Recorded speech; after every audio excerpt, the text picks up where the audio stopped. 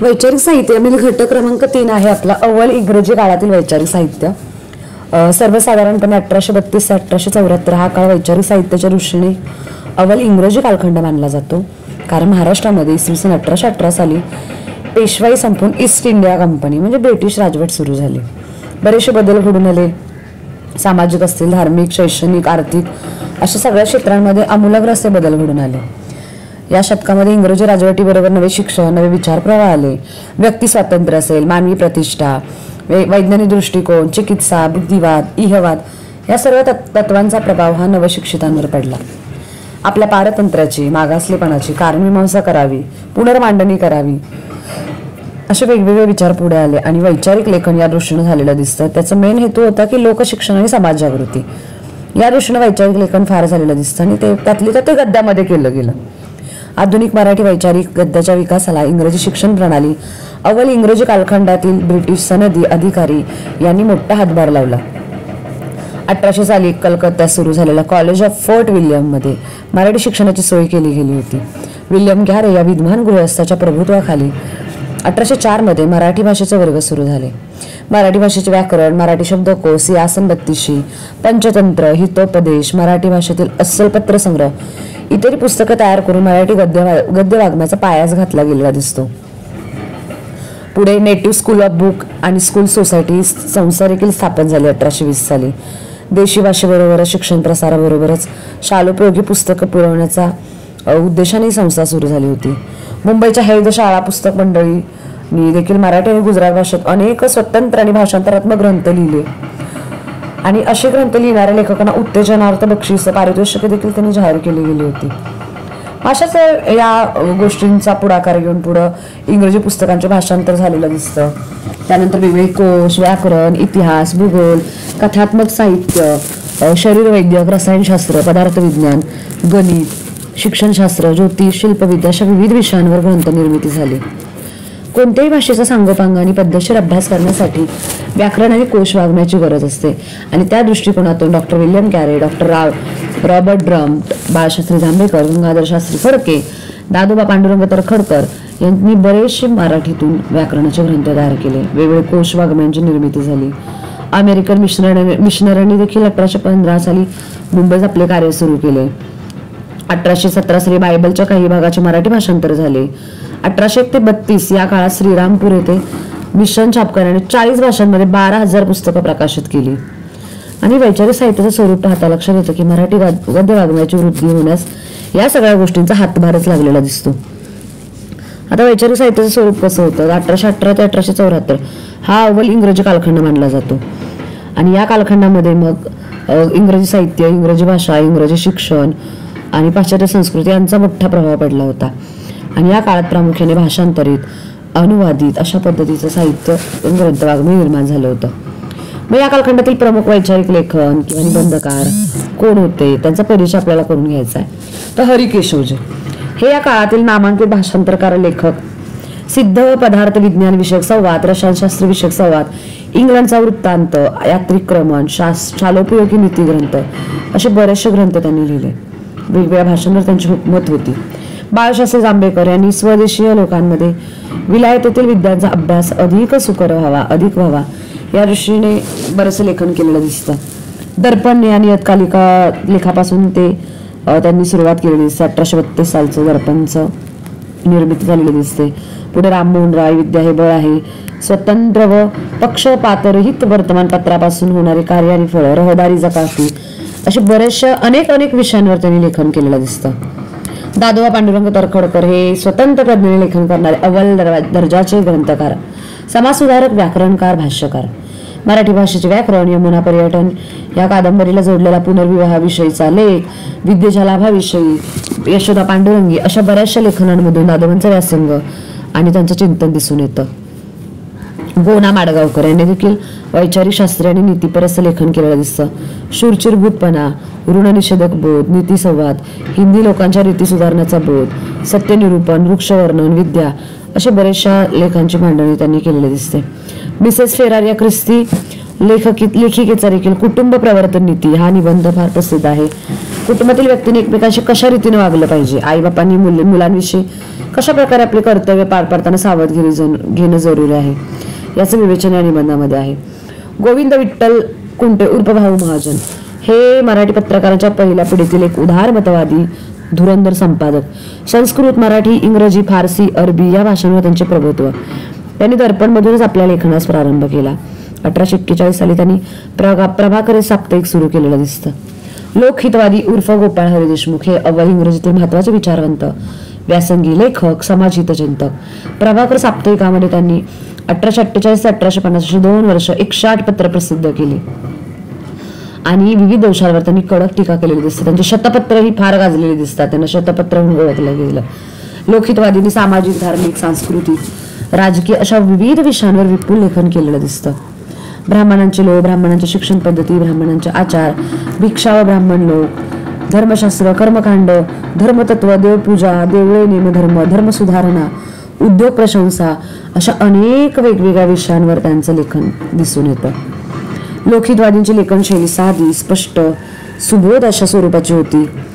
बहुश्रुत व्यक्तिमत्व असूनही त्यांच्या लेखनात पांडित्य प्रदर्शन, संस्कृत प्रचुरता, प्रौढ गंभीर शैली आढळत नाही. याचे कारण सामान्य लोकात ज्ञान प्रसार व्हावा, लोकांना विद्येची गोडी लागावी या प्रेरणेने त्यांनी लेखन केलेलं दिसून येतं. लोककल्याणाचा विलक्षण तळमळ त्यांच्या लेखनावर दिसून येते. कृष्णशास्त्री चिपळूणकर यांचा विचार केला असता हे भाषाप्रभू, शब्दशिल्पी, शैलीचा लेखक म्हणून ओळखले जातात. शालापत्रक, विचारलहरी हे पत्र त्यांनी सुरू केली. पाठशाळा पत्रकातून त्यांनी 25 निबंध लिहिले. वेगवेगळ्या व्याकरणावरील निबंध त्यांचे प्रसिद्ध आहेत. विष्णुबुवा ब्रह्मचारी यांचं मूळ नाव विष्णू भिकाजी होकले यांनी देखील भावार्थ सिंधू, वेदोक्त धर्मप्रकाश, सुखदायक राज्य प्रकरणी, निबंध, चतुश्लोकी, भागवत असे वेगवेगळे लेखन केले. विष्णुशास्त्री पंडित यांनी देखील विवाह चळवळीचे खे अद्वैयू, बालविवाह, पुनर्विवाह, केशवपन, जरडकुमारी अशा अनेक स्त्री प्रश्नांवर इंदू प्रकाश म्हणून त्यांनी लेखन केलेलं दिसतं. विश्वनाथ मंडलिक यांचं लेखन देखील भाषांतर वजा संकलनात्मक आणि उपदेशपर आहे.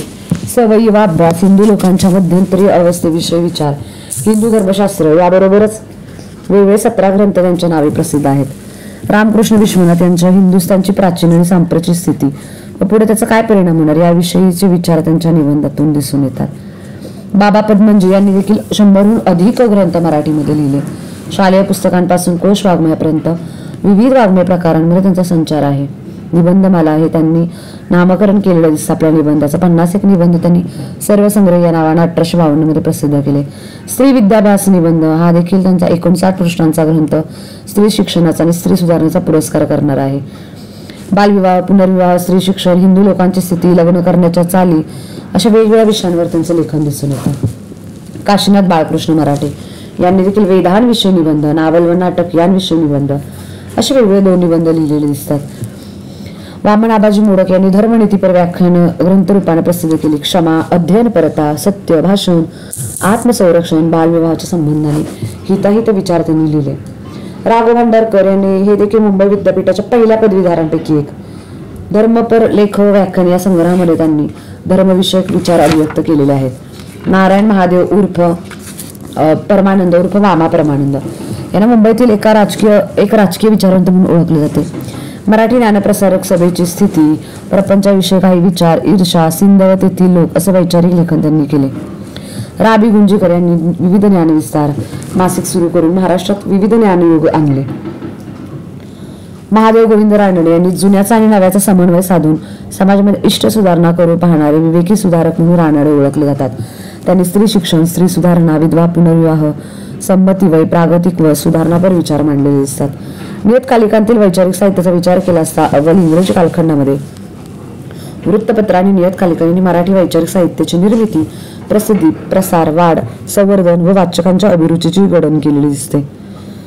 दर्पण, दिग्दर्शन, प्रभाकर, ज्ञानोदय, ज्ञानप्रकाश आदी नियतकालिकांनी मराठी वैचारिक गद्य घडवण्याच्या कामी मोठे योगदान दिले.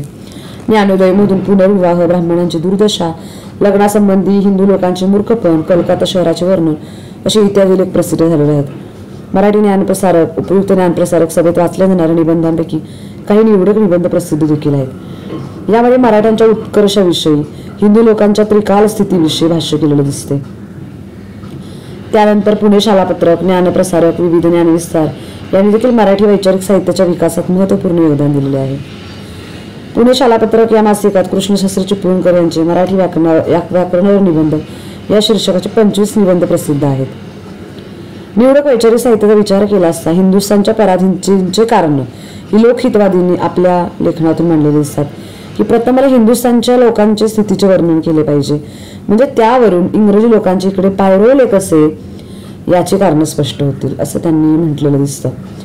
किंवा मला वाटतं की पांडवांच्या वेळेस हिंदू लोक मोठ्या ऐश्वर्यात आले आणि विद्या वगैरे त्यांनी फार चित्त जाऊन शोधून काढलेला असं देखील त्यांचं मत दिसतं. म्हणजे एकूणच कलियुग, लोकांचा नाश, दुर्गुण प्रवृत्ती या संबंधीचं भाष्य त्यांनी आपल्या प्रभाकर या नियतकालिकातून केलेलं दिसतं. त्यानंतर विचार करण्यावरचा विचार हा देखील धूमकेतू या नियतकालिकेतील भाऊ महाजन यांचा इथे नमुना म्हणून तुम्हाला वाचावायला दिलेला आहे की जे लोक विचार न करता मार्गात येईल तेवढ्यावरच निर्वाह करतात ते आपली स्थिती स्वतः कधीही सुधारत नाहीत. यावरून समजावे की विचार हा मोठा उपयोगाचा आहे असं त्यांनी भाष्य केलेलं दिसतं. आपला धंदा कोणता व कसा करावा याविषयी दादोबा पांडुरंग तरखडकर असं म्हणतात की मुलांना ही आपल्या लोकात मोठीच गैरसमजूत होत चालली आहे की जसं मनुष्यांच्या नीच जाती मानतात तशा धंद्यांच्या उंच नीच जाती मानतात. असं मानण्यानेच त्यांच्या बुद्धीस विपर्यास होऊन त्यांच्या धंद्याच्या जातीवरून तोतोडब्बा करणाऱ्या मनुष्याच्या उंच नीच जाती मानल्याने पूर्वीपासून जातीचा परस्पर द्वेष हा वाढायचाच चाललेला आहे असं त्यांनी आपलं म्हणणं मांडलेलं दिसून येतं. त्यामुळे लक्षात येतं की एकूणच वैचारिक साहित्यामध्ये या सगळ्या लेखकांचा फार मोठा रोल आहे आणि मराठी वैचारिक साहित्याचा सुवर्णकाळ म्हणून जो ओळखला जातो तो म्हणजे 1800 ते 1874 या कालखंडातील मराठी वैचारिक साहित्याचे स्वरूप आपण पाहिलेले आहे. आणि यामध्ये आपल्याला 1874 ते 1947 या कालखंडातील वैचारिक साहित्याचा अभ्यास करायचा आहे. 1873 सालचा महात्मा फुलेंचा ग्रंथ महत्वाचा ठरतो आणि पुढे 1874 सालची निबंधमाला विष्णूशास्त्री चिपळूणकरांनी जी सुरू केली ती देखील महत्वाची ठरते. राजकीय, सामाजिक, सांस्कृतिक स्थितीच्या पार्श्वभूमीचा साहित्याच्या निर्मितीवर मोठा परिणाम होत असतो आणि प्रस्तुत कालखंडातील राजकीय, सामाजिक स्थिती आणि त्या पार्श्वभूमीवर झालेल्या वैचारिक लेखनाचं स्वरूप आपल्याला पाहायचं आहे. आता एकूणच वैचारिक साहित्याची सामाजिक आणि राजकीय स्थिती कशी होती त्या कालखंडामध्ये तर 1874 पासून अगदी 1947 पर्यंत राजकीय, सामाजिक, सांस्कृतिक, धार्मिक, आर्थिक वगैरे परिस्थिती या काळात बरंचसं यावर आधारित असं वैचारिक लेखन झालेलं दिसतं. विविध समाज गट, लोकमानस, संस्था, संघटना, पक्ष, स्वातंत्र्य लढे, राजकीय आंदोलनं यामागची स्वरूप, भूमिका हे सगळं स्वातंत्र्य आंदोलनाला हलवून टाकणार अशा घटना होत्या. आर्थिक गुलामगिरी, सावकारशाही, वर्णजात अशा अनेक शोषक घटकांपासून मुक्तीसाठीचे वैचारिक दृष्टिकोन मांडले गेले होते. आणि या कालखंडातील महत्वाचे निबंधकार कोण होते, विचारवंत कोण होते तर विष्णूशास्त्री चिपळूणकर हे 19व्या शतकातील मराठीतील एक महत्वाचे निबंधकार. 1874 साली त्यांनी निबंधमाला हे मासिक सुरू केले आणि 84 अंकांचे निघालेले दिसतात. मासिक पुस्तकाचा उद्देश म्हणजे भोळशृतपणा होय, म्हणजे ती वाचली असता थोड्या वेळात सहज मौजेने पुष्कळ ज्ञान नानाविध विषयांचे व्हावे हा त्याचा मोठा हेतू दिसतो. इंग्रजी भाषा, भाषांतर, मराठी भाषेची सांप्रतची स्थिती, लेखनशुद्धी, भाषा पद्धती, भाषा दूषण हे त्यांचे भाषाविषयक निबंध दिसतात. त्यानंतर आमच्या देशाची स्थिती, संपत्तीचा उपभोग, लोकभ्रम हे त्यांचे सामाजिक विषयावर निबंध. स्वदेश, स्वधर्म, स्वभाषा यांचा पुरस्कार त्यांनी केलेला दिसतो. संस्कृत किंवा इंग्रजी भाषेतील समर्पक अवतरण, प्रौढ विनोद बुद्धी चिपळूणकरांच्या निबंधमालेची महत्वाचे वैशिष्ट्य होत. त्यानंतर गोगा आगरकर इष्ट असेल ते बोलणार आणि शक्य असेल ते करणार या प्रतिज्ञेने सुधारक म्हणून लेखन करणारे गोपाळकृष्ण आगरकर यांचे आमच्या समाज व्यवस्थेत अनेक दोषस्थळे दिसणार आहेत हे उघड आहे. ही दोषस्थळे वारंवार लोकांच्या नजरेस आणावी, तू दूर करण्याचे उपाय सुचवावे असं पद्धतीने सुधारक हे पत्र देखील काढलेलं दिसतं. त्यांनी बरंचसं लेखन केलेलं आहे. धर्मकल्पना आली कुठून, थडगे व देव, मूर्तीपूजेचा उद्भव अशा वेगवेगळ्या विषयांमधून त्यांनी संशोधनपर देखील लेखन केलेलं दिसतं. समाजातील अनिष्ट रूढी, परंपरा, शिक्षण, स्त्री, राजकीय पारतंत्र्य, आर्थिक शोषण अशा विविध विषयांचा त्यांनी आग्रह धरलेला दिसतो. बाळ गंगाधर टिळक म्हणजेच आपले लोकमान्य टिळक यांनी देखील प्राच्यविद्या, धर्मशास्त्र, संस्कृत भाषांचे जाणकार, केसरी मराठा या वृत्तपत्राचे संपादक, अभ्यासक, संशोधक होत. लोकांचे मूलस्थान, आर्य लोकांचे मूलस्थान, गीता रहस्य त्यांचे महत्वाचे वैचारिक लेखन. हिंदुत्व आणि सुधारणा, सामाजिक सुधारणेचे मार्ग, ब्राह्मण ब्राह्मणेतर, स्वराज्य, ब्राह्मण ब्राह्मणेतर आदी कोण, राजकीय की सामाजिक अशा वेगवेगळ्या लेखांमधून टिळकांची विचारसरणी आविष्कृत होते. राजद्रोह कशाला म्हणतात, पुनश्च हरिओम, नवी विटे नवे राज्य, स्वराज्य आणि सुराज्य, उजाडले पण सूर्य कुठे, सरकारचे डोके ठिकाणावर आहे काय, इत्यादी लेखांमधून पारतंत्र्याचा धिक्कार आणि स्वातंत्र्याचा उच्चार त्यांनी केलेला आहे. टिळकांच्या वेगवेगळ्या विषयांसंदर्भातील दृष्टिकोन देखील प्रकट झालेले दिसतात. धर्म, तत्वज्ञान, शिवजयंती, राष्ट्रीय उत्सव, आपला धर्म, अज्ञेयवाद आणि लोकांना सहज समजणारी, अंतःकरणाला त्यांच्या भिडणारी, सरकारी अन्यायाविरुद्ध प्रक्षुब्ध करणारी भाषा असली पाहिजे, अशी याची स्पष्ट जाणीव टिळकांच्या वैचारिक लेखनातून दिसून येते. शिवराम महादेव परांजपे यांचा विचार केला असता हे एक प्रभावी निबंधकार, प्रखर राष्ट्रीय मानाचे पत्रकार, साहित्यिक आणि प्रभावी वक्ते. संस्कृतचे प्राध्यापक असलेले परांजपे 1898 साली काळ त्यांनी वृत्तपत्र सुरू केलं आणि एकंदरीत ज्या काही त्यांच्या भावना होत्या, स्वदेश, स्वधर्म, स्वइतिहास, आदर्श म्हणावा, इतर सर्व गोष्टी उपेक्षणीय ठराव्यात, ही वृत्तपत्रांमधून शिकवण त्यांनी दिलेली दिसते. दुर्वाची गोष्ट खोटी असली पाहिजे, विषासाठी कंठशोष, अर्जुनाचा वेडेपणा, एक खडी फोडणाराची गोष्ट, इंग्रज आणि ठग, शिवाजीचे एक रात्र, अर्जुनाचा वेडेपणा, जुनी मडी नवी अंत करणे, अशा वेगवेगळ्या लेखांवर त्यांनी लेखन केलेलं आहे.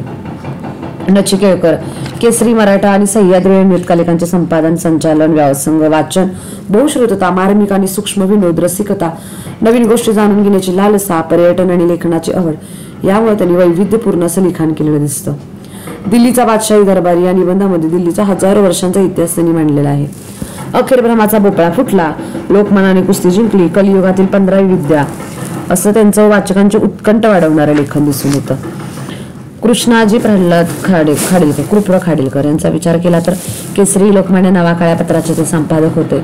गनिमी काव्याची लढाई, सुरतची राष्ट्रीय सभा, महात्मा गांधी यांचा संदेश, वर्षांच्या आत पारडे फिटले, सुराराध्य आणि दुराराध्य, असे टिळकांवरील त्यांचे विविध लेख प्रसिद्ध आहेत.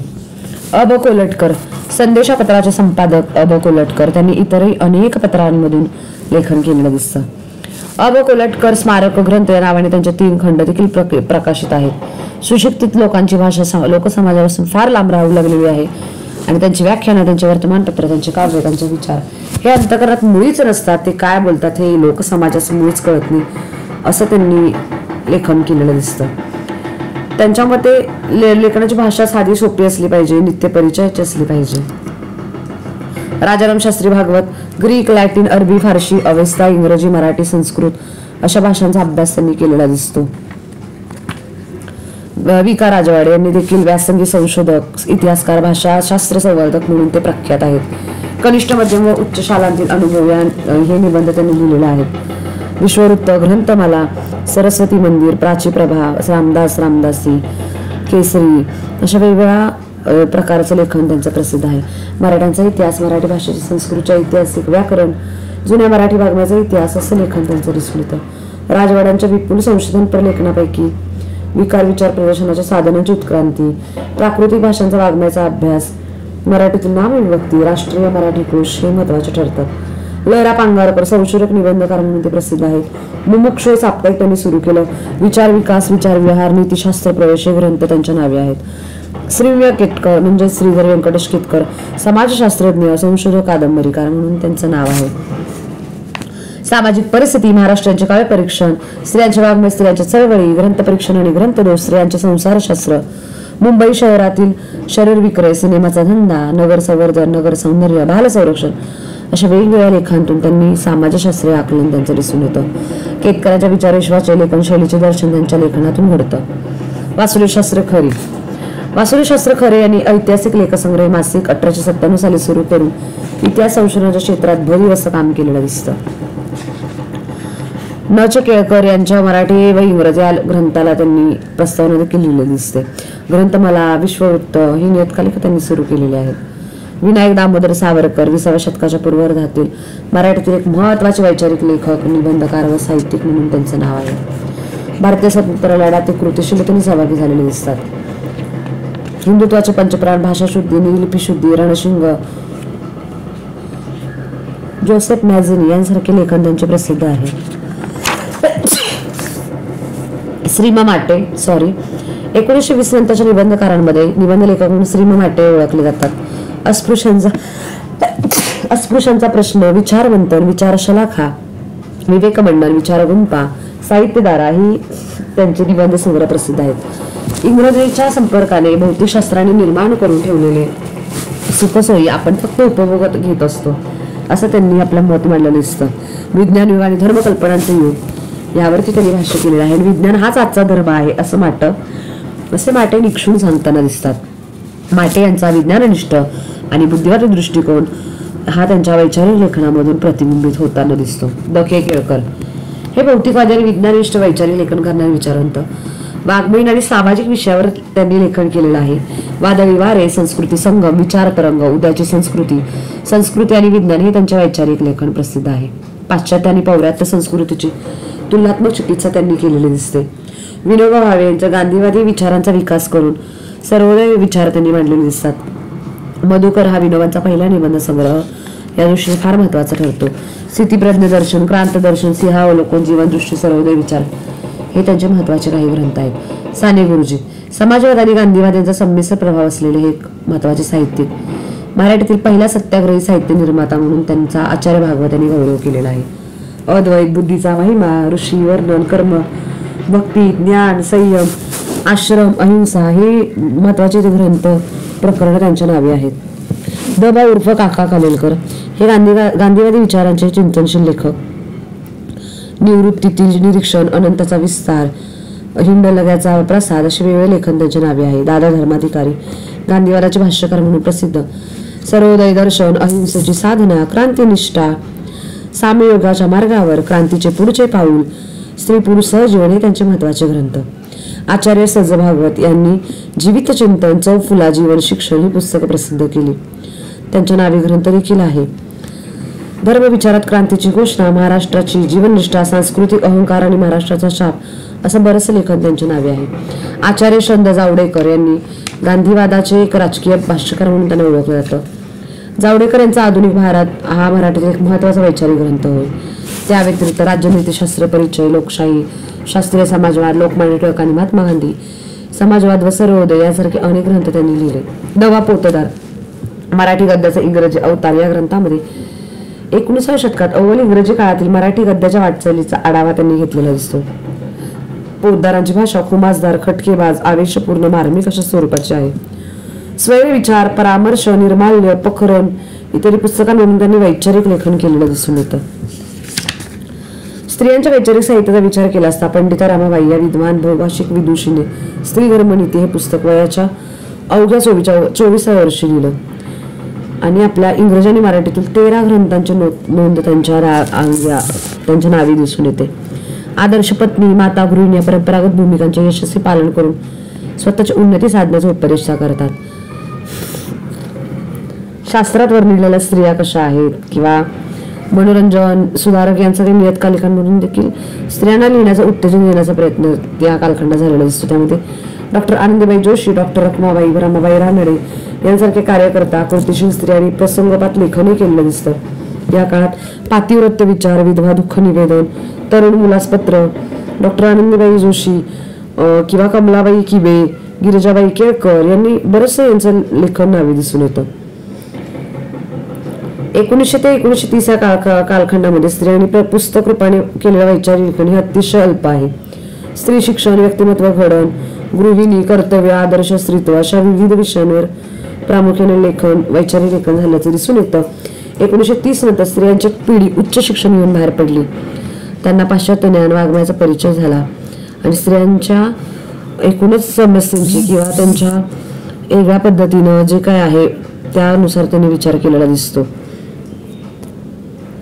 त्यांचा सत्यशोधकीय आणि ग्रामीण वैचारिक साहित्याचा विचार केला असता महात्मा फुले यांनी सामाजिक सुधारणेविषयी प्रामुख्याने क्रांतिकारी भूमिका त्यांनी घेतलेली दिसते. आधुनिक महाराष्ट्रातील पहिले विचारवंत, सत्यशोधक समाजाचे संस्थापक आणि गुलामगिरी हा त्यांचा महत्वाचा ग्रंथ दिसतो. स्वार्थी ब्राह्मणाच्या जोखडातून स्वतःची मुक्तता करून घेण्याची प्रेरणा त्यांना मिळाली आणि त्या दृष्टीने त्यांनी लेखन केलेलं दिसतं. शेतकऱ्याचा असूड हा त्यांचा आणखी एक महत्वाचा ग्रंथ. भारतीय शेतकऱ्यांच्या मागासलेपणाची कारण मीमांसा करणारा आणि उन्नतीचे मार्ग सुचवणारा हा ग्रंथ हो. स्त्री, पुरुष, पाप, पुण्य, जातीभेद अशा वेगवेगळ्या विषयांवरती त्यांनी लेखन केलेलं दिसतं. शेतकऱ्यांचा असूड, इशारा, सार्वजनिक सत्यधर्म या 3 पुस्तकांखेरीज फुलांचे अनेक गद्य हे पूर्वी अपरिचित होतं जे आता परिचित होताना पुढे आलेलं आहे. तुकाराम तात्या पडवळ हे फुलांचे स्नेही आणि सहकारी हे एक हिंदू या टोपण नावाने त्यांचे जातीभेद विवेकसार हे पुस्तक देखील प्रसिद्ध आहे. सावित्रीबाई फुले, सावित्रीबाईंची भाषणे, ज्योतिबांची भाषणे किंवा सावित्रीबाईंची ज्योतिबास पत्र हे त्यांचे वैचारिक लेखन प्रसिद्ध आहे. मुक्ता साळवे, फुले दाम्पत्याने पुण्यात अतिशूद्रांसाठी शाळा जेव्हा सुरू केल्या त्यामध्ये शाळेत शिकणारी मुक्ता साळवे ही एक मातंग समाजातील विद्यार्थिनी. तिने फुलांच्या शाळेत 3 वर्ष विद्याभ्यास केल्यानंतर वयाच्या 14व्या वर्षी मांग महाराजांच्या दुःखाविषयी निबंध लिहिला दिसतो. ज्ञानोदय पत्राचे संपादक डॉक्टर बेकर यांनी फुलांच्या शाळेस भेट दिली आणि त्यावेळी मुक्ताने त्यांच्यासमोर निबंधाचे वाचन केले होते. ताराबाई शिंदे, स्त्री पुरुष तुलना हा निबंध त्यांनी 1882 साली लिहिला आणि या निबंधामध्ये त्यांनी धर्म, रूढी, परंपरा या नावाखाली पुरुष प्रधान व्यवस्थेने स्त्रियांवर जे काही बंधनं लादलेली आहेत, स्त्रियांचं जे काही शोषण झालेले आहे त्याच्यावर हल्ला चढवलेला आहे. त्या व्यतिरिक्त रामोशी, शिक्षण, विद्येचा प्रकाश या विषयांवरील देखील निबंध त्यांचे प्रसिद्ध आहेत. महर्षी विठ्ठल रामजी शिंदे, भाषाशास्त्रज्ञ, निर्भय समाज सुधारक, उदारमतवादी विचारवंत म्हणून त्यांची ओळख आहे. भागवत धर्माचा विकास, भारतीय अस्पृश्यतेचा प्रश्न, माझ्या आठवणी व अनुभव, शिंदे लेखसंग्रह, त्यांच्या रोजनिशा म्हणून त्यांच्या विचारांचं दर्शन घडून येतं. कृष्णराव भालेकर, सत्यशोधक समाजाचे पहिल्या पिढीतील धडाडीचे कार्यकर्ते म्हणून त्यांचा ओळख आहे. दीनबंधू, दीनमित्र, शेतकऱ्यांचा कैवारी, अंबालहरी असे वेगवेगळे ग्रंथ त्यांच्या नावे आहेत. नारायण मेघाजी लोखंडे हे बॉम्बे मिल अँड असोसिएशनचे पहिली कामगार संघटना स्थापन करणारे आणि कामगारांचे प्रश्न त्यांनी दीनबंधूमधून मांडलेले दिसतात. सयाजीराव गायकवाड हे बडोद्याचे महाराज सयाजीराव गायकवाड हे आधुनिक भारतातील एक अत्यंत लोकहितदक्ष प्रगतिशील विचारांचे राज्यकर्ते होते. शिक्षण, धर्म, तत्वज्ञान या पहिल्या खंडामध्ये शिक्षणाची पुनर्रचना त्यांनी केलेली दिसते. कृष्णाजी केळुसकर हे मराठीतील महत्वाचे चरित्रकार, साहित्यिक, सामाजिक कार्यकर्ते. संत तुकाराम चरित्र, गौतम बुद्धाचे चरित्र, रामचंद्र विठोबा धामणकर चरित्र, छत्रपती शिवाजी महाराज चरित्र असे 30हून अधिक चरित्रांचे लेखन त्यांनी केलेलं दिसतं. भास्करराव जाधव हे मराठा दीनबंधूचे संपादक, त्यांनी देखील वैचारिक आणि संशोधनपर असं लेखन केलेलं आहे.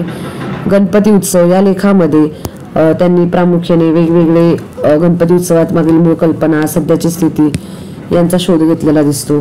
जगद्गुरुत्व, रामायणावर नवा प्रकाश, प्राचीन इतिहास असे वेगवेगळे लेख त्यांनी त्या कालखंडामध्ये लिहिले दिसतात. केशवराव विचारे, विद्यार्थीमाला, सत्य संशोधन या ग्रंथाचे लेखन त्यांनी केलेलं आहे. अन्न, युद्ध, मन, भिन्न विचार प्रणाली, शिक्षण, धर्म, नीती अशा वेगवेगळ्या विषयांवर त्यांचं विवेचन प्रसिद्ध आहे. श्यामराव देसाई, बेळगावातील राष्ट्रवीर साहित्याचे संस्थापक, त्यांनी देखील जीवन आणि कार्य या ग्रंथात त्यांचे बरेचसे लेख प्रसिद्ध केलेले आहेत. शंकरराव मोरे यांनी शिक्षणाच्या प्रश्नाचा सखोल अभ्यास आणि सांगोपांग विचार करून प्राथमिक शिक्षण नावाचा प्रबंधवजा ग्रंथ लिहिलेला आहे. यामध्ये मग स्त्री शिक्षण, शिक्षण प्रकार प्रसार असेल, पूर्वकालीन शिक्षण पद्धती, सक्तीचे आणि मोफत शिक्षण, शिक्षण व खर्च असे वेगवेगळे प्रकरण त्यांनी केलेले आहेत. गाडगे महाराजांनी काही कीर्तन अक्षरबद्ध त्यांचे झालेले आहेत. त्यांना वैचारिक अवागमयीन मूल्य त्या लेखनामध्ये दिसतं.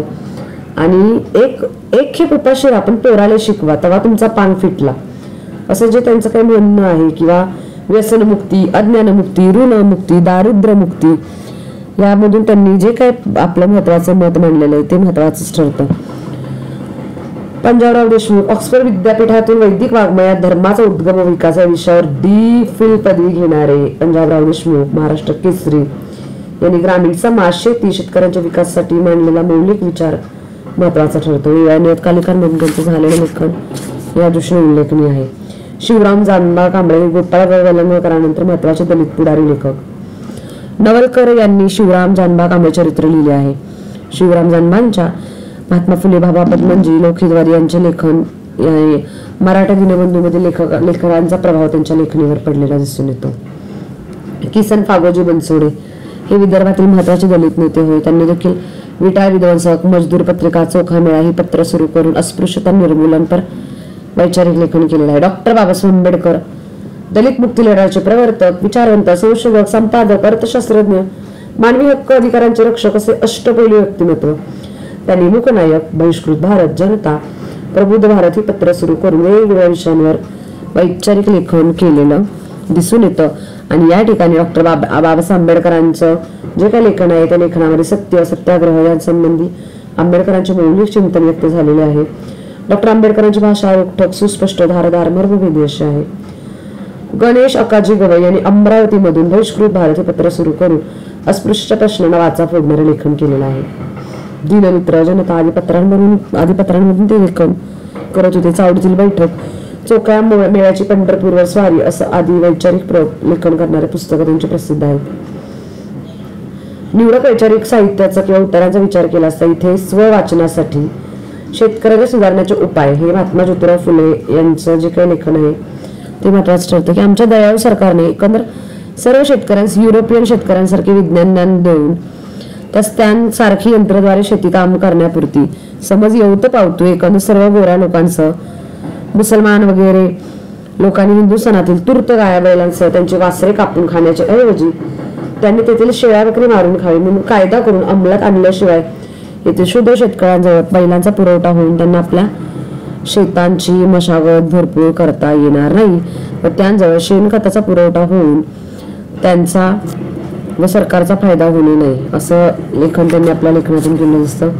त्यानंतर स्त्री पुरुष तुलना हे ताराबाई शिंदे यांचं लेखन जे आहे जे स्त्रियांच्या विरोधात जे काही पुरुषी सत्ता होती त्यावर हल्ला करणारं लेखन आहे ह्यातला पण एक उतारा या ठिकाणी दिलेला आहे. खरं विद्यापीठ कोणतं हे लोकमान्य टिळक यांचा उतारा आहे जो केसरीमधून प्रसिद्ध झाला होता. त्यानंतर शेतकऱ्यांची संघटना यामध्ये विठ्ठलरामजी शिंदे, शेतकरी व सरकार, शेतकरी आणि भांडवलदार, विधायक घटना, जमीनदार वर्ग, कुंब्यांची झूट, अमेरिकेतले शेतकरी, महाराष्ट्राचा गावगाडा, सामाजिक व धार्मिक बाबी, शेतकऱ्यांचा स्वयंनिर्णय हे भाषण संपादित केलेलं आहे. माझे गुरु आणि दैवते डॉक्टर बाबासाहेब आंबेडकर यामध्ये माझे 3 गुरु कोण आहेत तर त्या गुरूंबद्दलचं महत्वाचं लेखन यामध्ये की प्रत्येकाला गुरु असतात तसं मला आहेत. मी काही संन्यास नाही किंवा वैरागी नाही पण मला गुरु आहेत. माझे पहिले आणि श्रेष्ठ गुरु बुद्ध होत. मी 10-12 वर्षांचा असताना माझे वडील कबीरपंत साधू होते हे मला तेव्हापासूनच आठवतं. म्हणजे जे काही महत्वाचं आपलं म्हणणं आहे ते या लेखातून मांडलेलं दिसते. माझे 3 उपास्य दैवत कोणती? मर्याई जोगवा अशी दैवत असतात. जसं माझं पहिलं दैवत विद्या होय, दुसरं दैवत विनय होय, तिसरं दैवत शील होय. अशा पद्धतीचं लेखन इत्यादी झालेलं दिसतं. त्यानंतर मंत्रबळ नवी यंत्रबळ विनायक दामोदर सावरकर यांचा उतारा या ठिकाणी आहे की वेगवेगळ्या पद्धतीने यंत्रबळ किती महत्वाचं ठरू शकतं किंवा माणसाचं प्राबल्य यंत्राच्या बळावर कशा पद्धतीने आहे हे सगळ्याचं म्हणजे उदाहरण म्हणून वैचारिक साहित्य कसं नेमकं असतं याचं उत्तम असं उदाहरण म्हणून या ठिकाणी हे लेख दिलेले आहे ते तुम्ही आवर्जून वेळ काढून वाचावे.